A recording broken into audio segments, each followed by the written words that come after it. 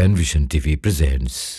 কসম যা আমরা করি, আসলে কসমটা কিভাবে করব? আমরা মাথা ছুঁয়ে কসম করি, কোরআন ধরে কসম করি, পিতামাতার নামে কসম করি, কি বলে, বিভিন্নভাবে করি। আসলে শরিয়া সম্মত কসমের পদ্ধতি অবশ্যই চমৎকার একটা জিনিস প্রশ্ন, যে কসম কাটতে হবে আল্লাহর নাম এবং আর তার সিফাত দিয়ে। জি আল্লাহর নাম এবং সিফাত। আল্লাহ কসম অকসিম বিল্লাহ, আল্লাহর নামে শপথ করে বলছি, জি। রহমান নামের কসম করে বলতেছি, আলিম নামের কসম করে বলতেছি। জি। হ্যাঁ, এই জাতীয় আল্লাহর সিফাত বা নাম। কোরআনের কসম কাটলেও কসম হবে, যেহেতু কোরআন আল্লাহর সিফাত। জি কোনো সৃষ্টির নামে কসম খাইলে কসম হবে না, কোনো মাখলুকের নামে কসম খাইলে হবে না। নবীর নামে, কাবার নামে, মায়ের নামে, বাবার নামে, স্ত্রীর নামে, সন্তানের চোখ ধরে মাথা ধরে, চোখ ধরে মাথা ধরে, এগুলো শপথ সংগঠিত হবে না। এগুলো একটা বড় গুনার কাজ করেছেন, এজন্য তওবা করে নেবেন।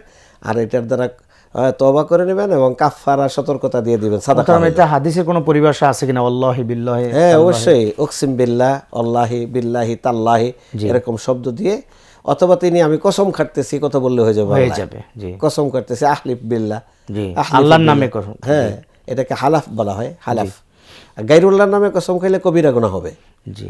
আল্লাহ ছাড়া অন্য কারো নামে কসম খাইলে এটা কবিরা গুনাহ হবে। কবিরা গুনার জন্য সাদকা করতে পারেন, আর কবিরা গুনার জন্য তিনি তওবা করতে হবে, ইস্তেগফার করতে হবে, আল্লাহর কাছে মাপ চাইতে হবে। আল্লাহর নামে ছাড়া কারো নামে কসম খাইলে কবিরা গুনাহ হবে।